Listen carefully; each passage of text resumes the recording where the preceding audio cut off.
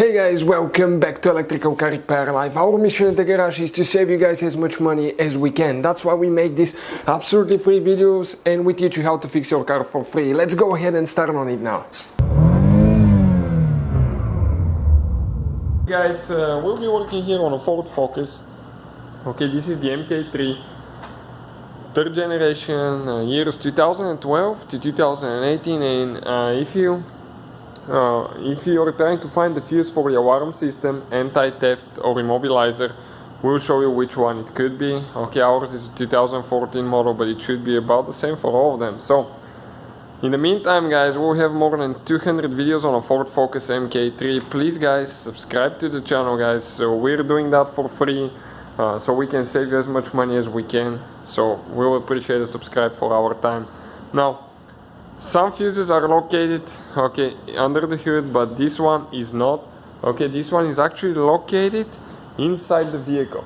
And where that is, you need to go to the passenger side. Okay, open the door. Now, you're going to notice that we have the glove box already removed. You do not have to remove it, but if you want to, go ahead. We'll have the video on the channel. We have it removed so we can show you where the fuses are. Otherwise I cannot stick the camera in there and show you exactly which fuse it is. So, without removing the glove box, okay, we have that carpeting piece on the bottom. You can see these clips. Okay, press on the bottom sides on the back and the front at the same time and pull down. Okay, and this thing comes out, one on this side. Perfect. Now pull that piece out. That's where your fuses are located, guys. Okay, like that. So now if you look at it, on the very top, the very left row, from top to bottom, they start at this number 56, 57, 58, 59, and they're labeled next to the fuse on the right side. In our case, 59 is a 5 amp fuse. That's the fuse that we need, guys.